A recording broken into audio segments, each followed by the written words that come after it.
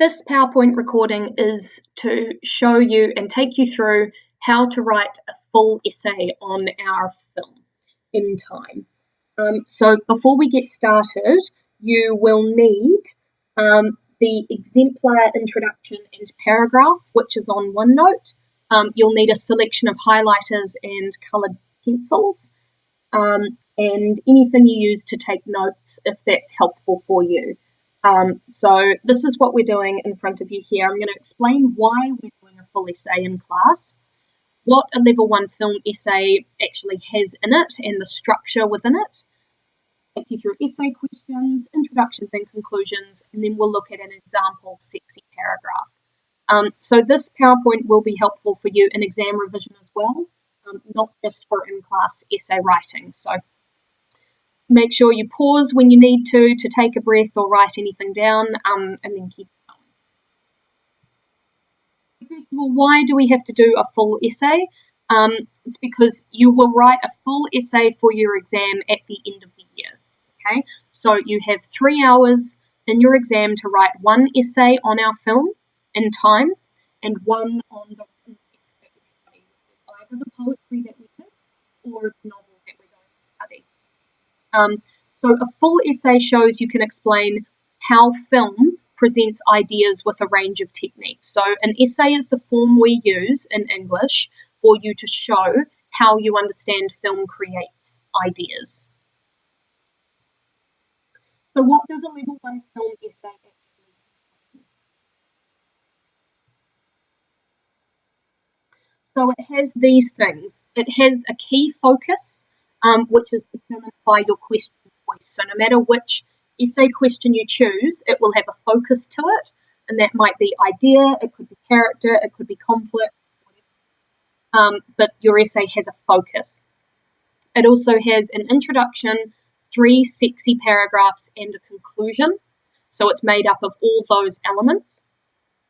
It uses film techniques as evidence, which was why we've done all the scene analysis together.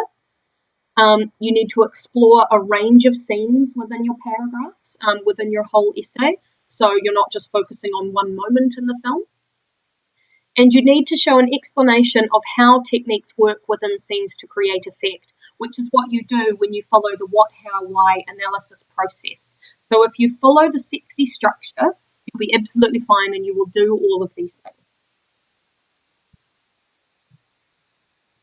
So this is the structure for a level 1 essay. As you can see in that box there, you start with your introduction, then you have 3 paragraphs which all individually follow the sexy structure, so your statement, explanation, example, and conclusion, and comment, sorry, and then you have your conclusion after your 3rd paragraph.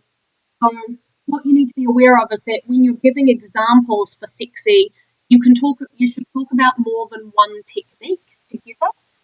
That strengthens your analysis. But I'll explain that in a while later. What you should mostly be aware of for now is this is what your essay will look like. Your introduction, 3 paragraphs, and a conclusion.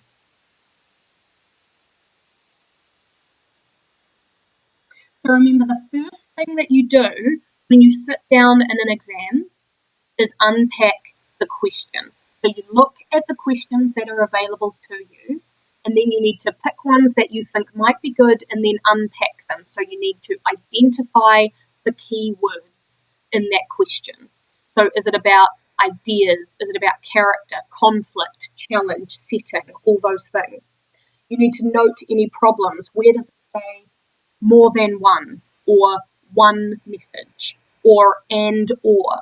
Okay, you need to be clear on those, and you need to define your terms. So if it's asking for a discussion of character, what character are you going to talk about? Or if it says more than one character, which characters are you going to talk about?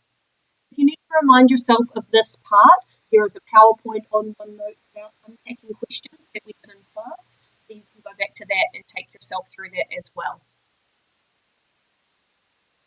So your introduction. So this is the first thing that you do when you've chosen your question and planned what you're going to say. So your introduction has these things. So you have the title of the film. So you say you have in time. You name the director, Andrew Niccol. You mention the techniques you're going to discuss.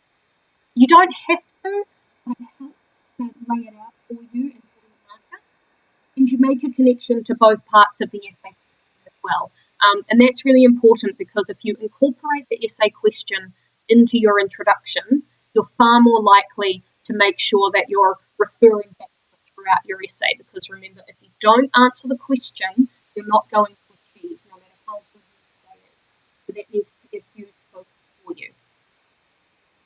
So here's an example of an essay question that I could use. Describe at least one important setting in the text. Explain how the setting helped you to understand one or more important messages in the text, supporting your points with visual and or oral language features. Note, setting is the time, place, and circumstances that form the background against which characters or individuals live and act. So here's an example introduction of how I could The film In Time, directed by Andrew Niccol, uses the settings of both Dayton and New Greenwich to help the audience understand the important message that social inequality causes some people to be extremely well off and others to be struggling.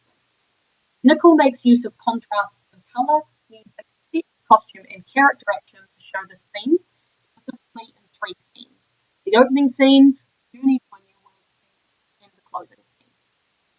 So that's all you need in your introduction. You don't need to go overboard, you don't need to explain the plot of the film, you just need to say what you're going to talk about. Give the key information that the person reading your essay needs. So I've linked to the question, I've mentioned the director and the title, and I've specifically given that message that social inequality causes some people to be extremely well off and others to be struggling. So that gives the indication that my paragraphs are going to prove how that is true in time. So after you've done your introduction and you've got your 3 paragraphs, then you have your conclusion. That's the final thing that you say. And this is what goes into that. So in your conclusion, you link back to both parts of your essay question, you repeat the film title and the director, you summarize what ideas you've explored, so what you've really said, and then you give a final comment on what this film teaches us as a whole. So what can we take from this based on your main argument that you presented in your introduction? What are we supposed to take from it? And I haven't given you an example of a conclusion because that really depends on what you've said in your essay paragraphs, and that's going to be individual to all of you. So you just need to make sure you're summarising what you've said and then making a final comment on what the film can teach us. So I'm going to show you an example paragraph. So this is the question I was talking about before with that example introduction. Describe a setting, explain how the setting helped you understand one or more important messages. So this is when you're going to need your exemplar paragraph because you're going to highlight the different elements of this paragraph, and you may need to pause this video as you go and make sure you're getting everything correct. So this is the exemplar paragraph that you'll be looking at on your sheet or on OneNote, and I'm going to, firstly I'll read it through in total, and then I'll stop and identify each area, so what the colours mean.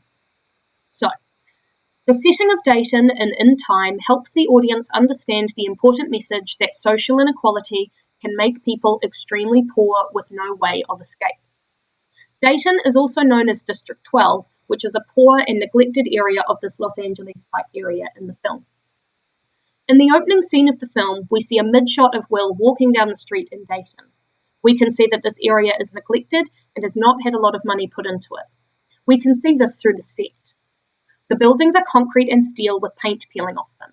We can also see that they are either 1 or 2 stories, suggesting there are no expensive high-rise buildings. We can also see that the costumes people are wearing are either workman suits or inexpensive casual clothes. This suggests that they don't make a lot of money, as we associate high-paying jobs with more formal wear, e.g. suits. This is important because it suggests to the audience that no one in Dayton has any money. It is a poor area with no one doing better than anyone else, showing that people cannot make financial progress. Andrew Niccol is using setting to bring to our attention the lack of diversity in poorer areas of society. He is showing us that once people are in a lower socioeconomic position, they end up staying that way for their lives. As a viewer, this makes me think about how disheartening it must be to live in an area with no chance of bettering your situation. Instead of judging others for their financial situation, we need to consider that people don't always have a choice in these matters. If you are born into disadvantage, it is very hard to create your own advantages. So that's one paragraph. One of the 3 sexy paragraphs I'd need to make up a full essay. So let's go through these colours. In the red there, that first sentence, that's my statement. That's my yes. That's the argument I'm going to make in this essay. And you'll notice that it links with the main argument that I introduced in my introduction. It relates to it. So then in the green, I'm giving my explanation. That's my E in the sexy acronym. I'm just saying Dayton is this and it's poor in the area. I'm just giving a little bit of context to explain the setting I'm talking about. So in purple here, this is where I'm starting my X. The purple, yellow and pink colours are all the X, the example section. But I've colour-coded these to represent my what, how and why. So that first purple there, in the opening scene of the film we see a mid-shot of Will. That's my what. What is it showing me? What is it telling me? And you notice I've also mentioned 2 techniques. I've used mid-shot and set. So I'm mentioning 2 specific techniques.